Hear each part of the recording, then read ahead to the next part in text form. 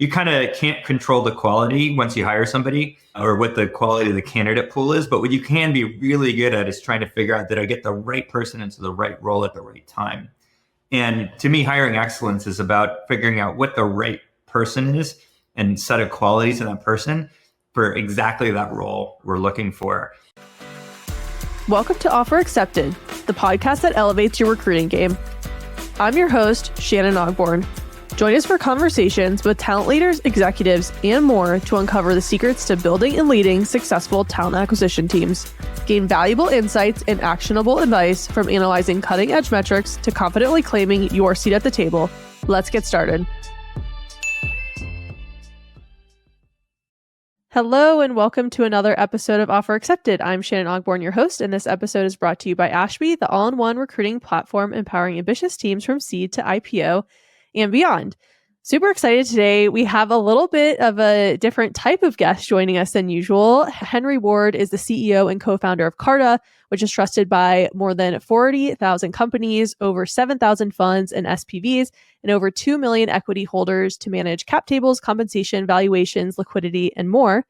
Carta has been included on many lists, including Forbes' World's Best Cloud Companies list, Fast Company's Most Innovative list, and Inc.'s Fastest Growing Private Companies list. Henry brings super incredible insights into hiring as a founder, so we're super excited to have him here today.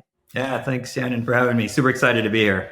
I know that it may seem maybe slightly obvious to people as CEO, you may do a lot of different things though. Can you give our listeners a little bit of background on yourself and like kind of what your role is at Carta? Yeah, so I'm the founder, CEO, started the company a little over 10 years ago, 11 years ago.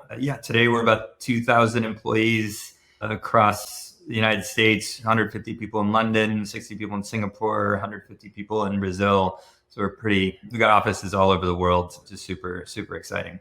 Amazing.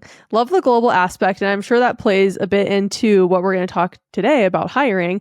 But as you were starting Carta 10, 11 years ago, and even maybe today, what stood out to you as major issues to tackle in terms of hiring? Well, especially early stage startups, it's a lot about sort of finding the gap where other people aren't looking. You know, if you're just competing with everybody else, what differentiates you? What makes you unique? And one of my favorite stories in the early days is we started in Mountain View, in Palo Alto, Mountain View area. And, you know, back then in 2013, Google was the competition. Everybody was going to Google. And Google had this recruiting philosophy, which is, you know, if you had any sort of computer science knowledge, we'll interview you. And they would do O of N algorithm problems and all kinds of basic computer science stuff. And they didn't really care what language you wrote, you know, what type of technology you worked with or software programming language. They just cared basic computer science skills. And that was what everybody did, was just cast a wide net and then interview, because it was so hard to find engineers. And we went the other direction. So we said, hey, we were Python and Django at the time in Palo Alto. So we said, hey, if you're a Python engineer that likes Django, that lives on the peninsula and wants to work for finance for a fintech company, we want to talk to you. And that was it. We wouldn't talk to anybody else. If like you're a Ruby developer, Java, like we wouldn't talk to anybody else. We'd only talk to people that love Python, Django, and finance. And most of the conventional wisdom was you weeded out all these great engineers and great talent. But for us, it was really a very quick filtering exercise. We knew exactly who to go recruit.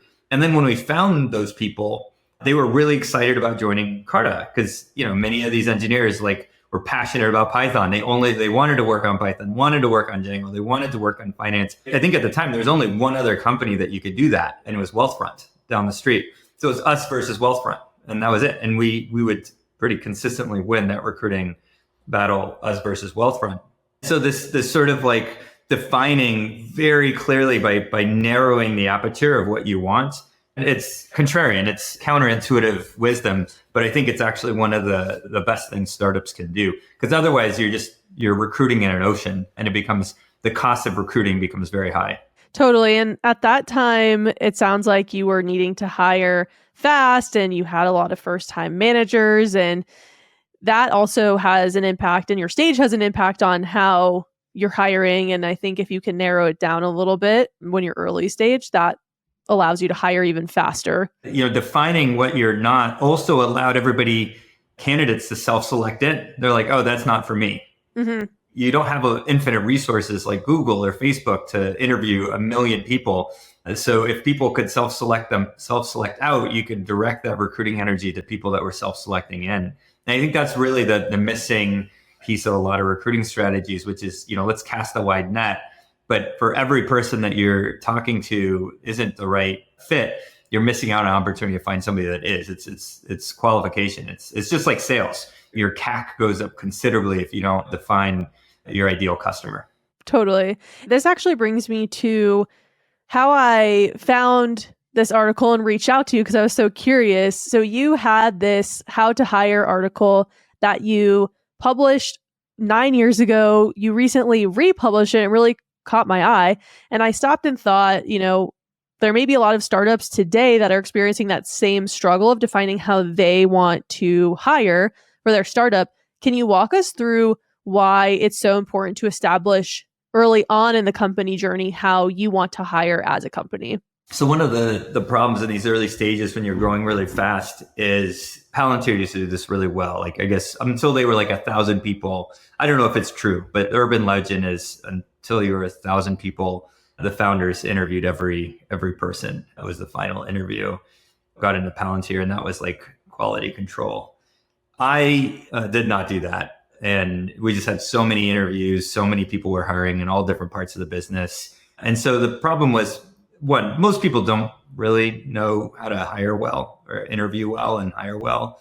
Two, they don't know often what they're hiring and interviewing for, because they might be interviewing just for the job that they have, but you really want to interview for the company.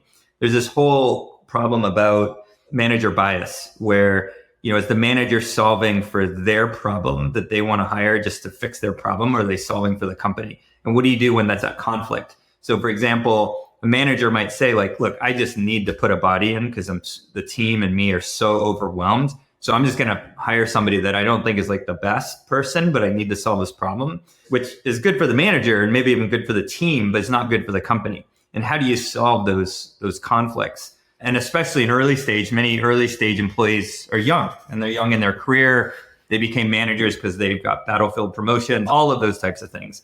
And so establishing a playbook that everybody could work off of to provide a consistent recruiting culture, recruiting experience, selection process, I think is really important for early stage companies. Yeah, and I think it goes also back to this idea of candidate attraction in a way and self-selecting out so that you're saving time on both sides.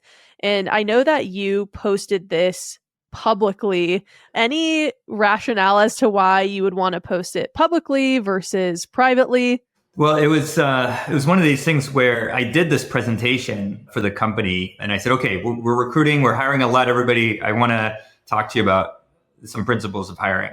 And everybody's like, that's super helpful, but how are you going to tell the next people, right? You did this, you can't do the same presentation every week for all the new employees. And we're like, oh, well, why don't we'll publish it on the, internal wiki. But then it became, well, why would we wait for them to come in and see it, right? Why don't we just publish it publicly, and then everybody will read it and they'll know exactly what they're interviewing for. And then if they come, they'll know why they got hired and also what they should be interviewing, because anybody that gets hired at Carta will be hiring pretty quickly. So it just seemed like, and we've always been a company that errs significantly on the side of transparency, been criticized for too much so, but this is just one of our, like, hey, we'll just put it out there and say what we think. People will hate it and they will never come to Carta, and people will like it. We also published eShares 101, which is our internal training doc, our internal culture training doc, which I used to give to all new hires. And it was, about sports and, being the best in the world at what we do and all these kinds of things. And some people really hated it and they wouldn't come to Carta, and some people really liked it. And that was really the nice thing about publishing this stuff, was it became a checksum on recruiting, because by sort of definition, they couldn't get the people that didn't subscribe, because they were people who saw it and didn't like it wouldn't even apply. That makes total sense. And I think especially after honestly what candidates and employees have gone through in the last couple of years. Transparency is really at the top of the list for what candidates are looking for in terms of the candidate experience and the employee experience. And they want the best picture they can get ahead of time into what they're going to get down the line. And I think it's awesome to have that content out there so that people can look at it and say, yeah, I already know this isn't for me, or yeah, this actually is amazing for me. So I love that. And we're not going to get too far into your own principles and heuristics today because, and we'll talk about this in a little bit, it's really important that every company defines that for themselves. So you're not here to say you should hire this way or this way, but in terms of building this how to hire out, can you talk about the two areas that you have? So you have principles and you have heuristics.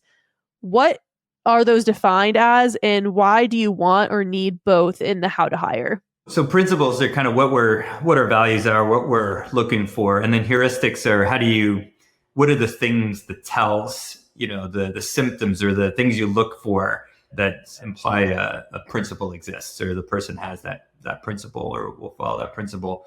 That's the difference is, what are you looking for? And then how do you figure that out? What 100% Shannon on every company's got to do their own, every founder's got to do their own. I think it also gets complicated, and we're going through this, which is even within one company, you may have different principles and heuristics depending on which team you're hiring for. So for example, we have 350 accountants, and we also have about 300 engineers. Would we use the same principles and heuristics and we also have about 200 salespeople? Would we use the same principles and heuristics to hire accountants, engineers, and salespeople?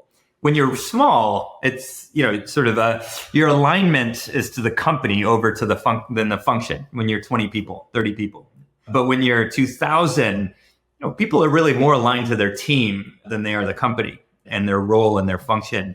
And so one of the things we think a lot about is what heuristics principles do we put in for teams that are different, and which ones do we try to keep the same across the company? And it's a very tough problem. You also see this.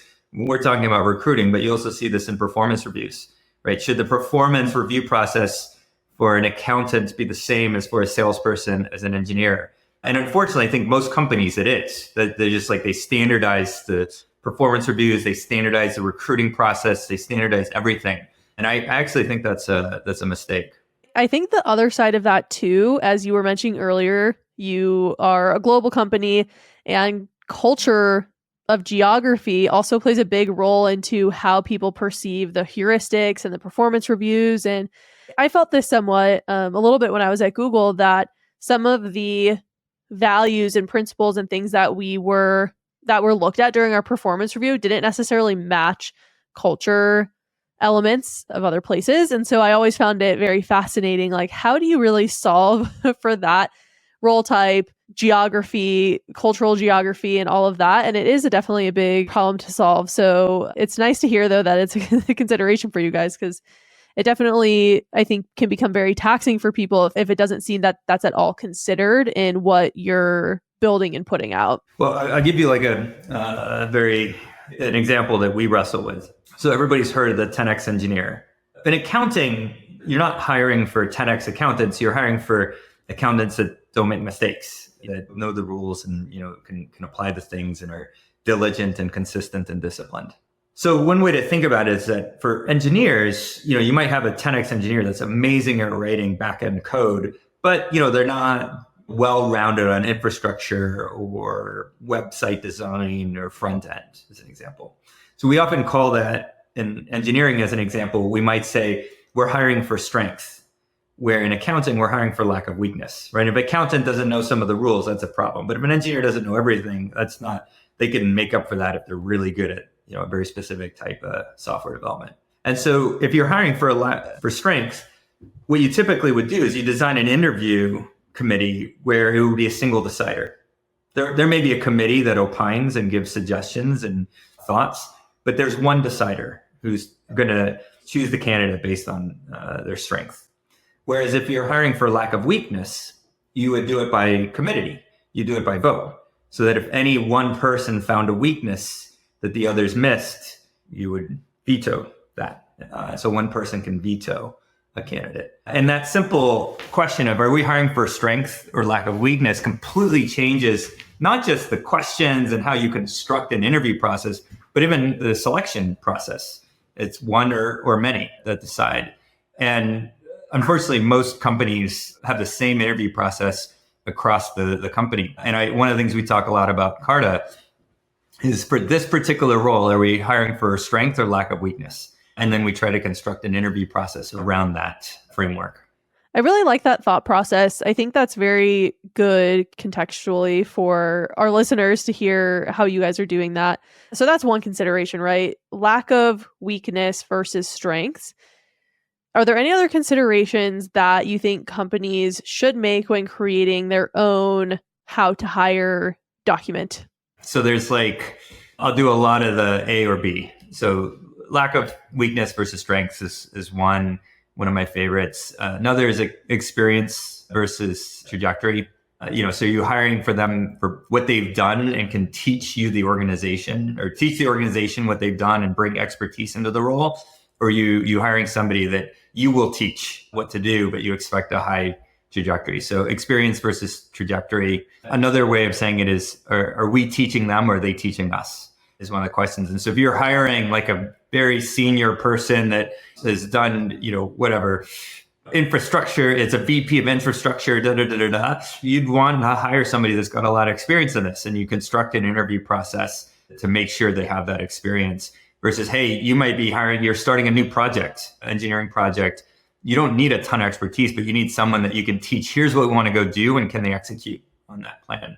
So that's another big one is, are we teaching them or are they teaching us? Another one is playbook versus athlete. So you see this a lot in executive roles, but for example, marketing is a very common one. So you've got, marketers, CMOs or VPs of marketing that come and they have a playbook. I call them playbook marketers. They I have a playbook. I come in and I put in HubSpot. I do this, I do that. And I pull everything together and I bring my knowledge and my playbook to it. And so you're hiring them for a very specific playbook that you're looking for versus an athlete where you're look, you got to figure it out. There's no playbook at Carta. You got to start with first principles and figure all this out from the ground up. And those are two very different types of executives. There's a ton of these A versus B ones that we talk a lot about at Carta. I know one of the other things we talk about is who should be leading this initiative to build the how to hire. Thoughts there? I think early stage, it's got to come from the founder. I think the CEO is always intimately involved in this. And then if you have a great head of talent and head of people, they drive the execution of it. You got to a little bit of it earlier, but I'm curious, all in all, how do you evolve with your how to hire? And can people change their minds? Can you go from A to B? How often can you switch? Is that off-putting to your employees? How do you evolve with your how to hire and push innovation without confusing people as to what you're trying to do and accomplish in your hiring? I think you definitely can. And there's nothing wrong with going back and checking in with employees in the company, every 3 months, 6 months, a year, whatever it is, and go, this is still true. This has changed. I think, company culture really modern company culture building came from a book called Built to Last. It's an old book, I think in the 90s.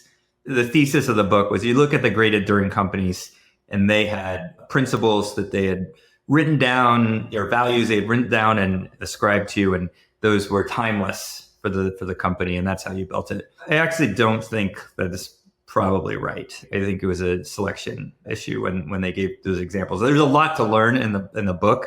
It's not a criticism of the book. I think what they're missing is how much the culture actually has to evolve over time. The best thing that a founder or CEO can do is help the company understand, one, the starting culture, which is what how to hire was and all those things, but then how the culture evolves over time. And then perhaps even most importantly, how the culture evolves in different departments. So one of the questions we talk a lot about is Carta one culture or a collection of cultures? And I think, like it or not, we're a collection of cultures. We hire San Francisco engineers. We hire accountants in Salt Lake City. We hire Wall Street people in our New York office. We hire people in Brazil. We are a collection of cultures. And so how do you manage multicultural set of offices and maybe more importantly, set of departments? That's been the challenge that we have to think through. Definitely. That kind of brings me to my last question, which is how do you really continuously get new team members on board with this philosophy and methods that you have, especially considering that there's some people who maybe have never done a lot of hiring before, and those people are probably a little bit easier to get on board. But then you have VPs, SVPs, C levels who are coming in from a career of hiring people, maybe in the way that they like. How do you get everyone on board with this?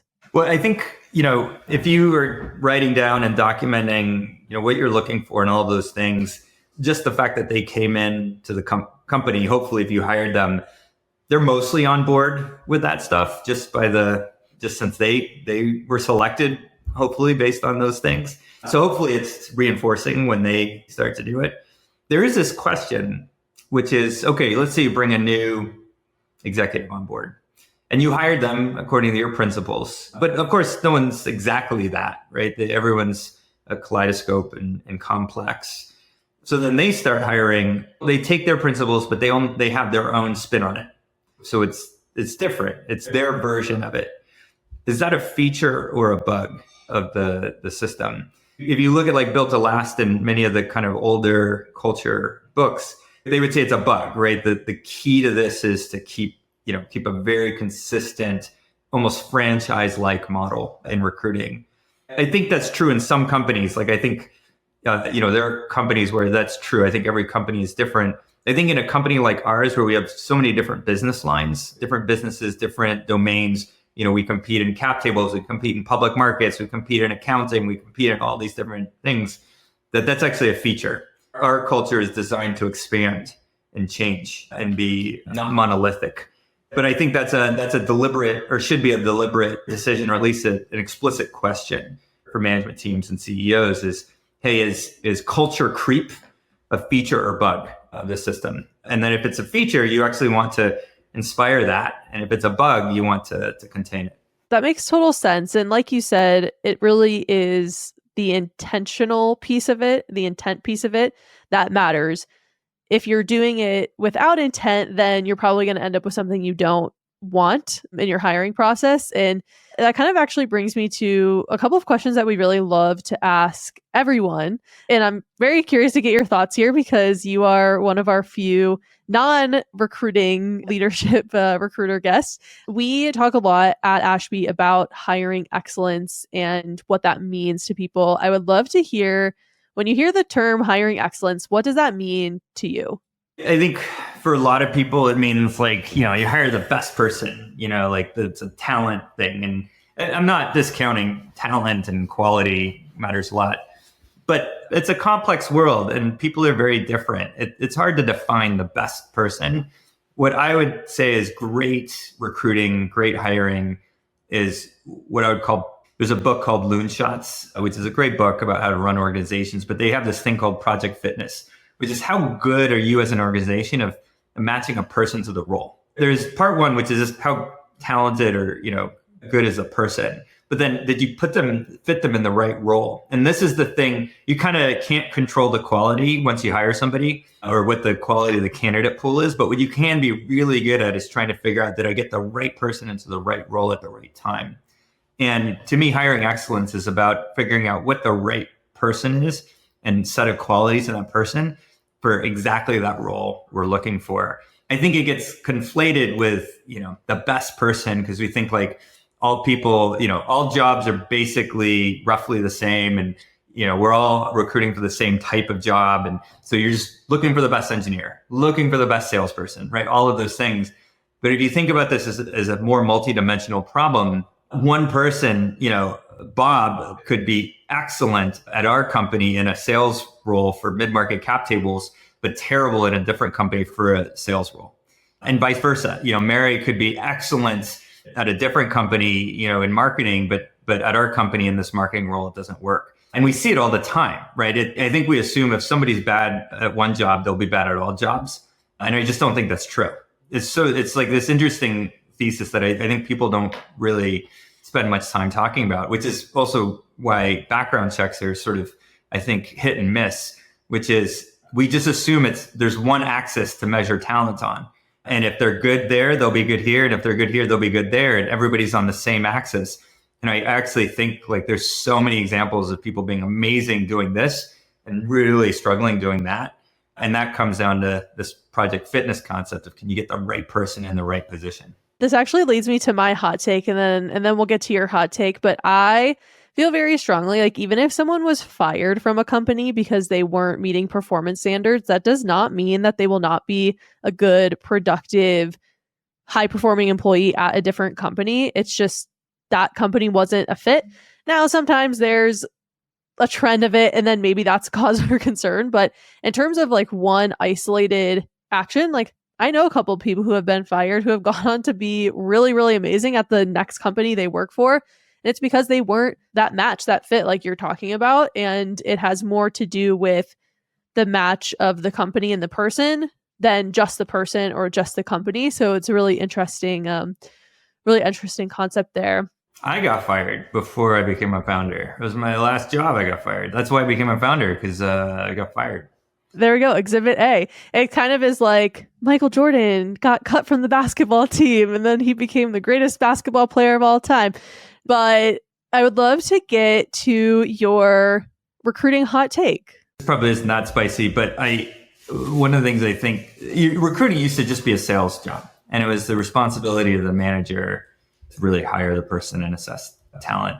More and more, recruiting is now being called talent, because the recruiting function is taking more and more responsibility of saying, hey, we're seeing the market. We're understanding what the talent profiles look like. We have a perspective on talent. And so I think it's becoming more and more a talent organization. But what's missing in talent today is it's not full circle in most companies. We don't even do this, although we're starting to try, which is recruiters come in, they bring the best talents, they throw them into the company, and then they go on and sort of say goodbye and they go find the next person. But there isn't like this full circle loop, which is we really should be evaluating the recruiters not on who they hire, but how successful they are at the company. So it should be like a 12-month look back. Like, was this person great? Did we have to fire them? Did they quit 3 months in? Like, that's how we should be evaluating recruiters, not if they get people in. But most companies aren't doing. There's this kind of weird handoff that happens where in recruiting, you get the person in the company and then you say, see ya. And then HR takes over, and HR is it's the post recruiting process, but there isn't this full circle loop back to the talent org of recruiting. We're trying to think through doing that better. And I think more and more companies will start doing that. There's definitely a lot of conversation, especially lately, on quality of hire. Who's accountable, or is it more of an informative situation where recruiting teams or talent teams aren't held accountable for quality of hire, but they're informed so that they can make better hires who stay longer? And then it kind of incentivizes more of the right things. Like, we're finding the right match. It's not just butts and seats, but we're also explaining things very transparently to candidates so that if there's a clear misalignment, we don't feel pressure as talent and recruiting to get that person in the door. We actually feel more inclined to say, hey, this actually might not be a good fit for this reason. It's your choice, but I'm just giving you the information.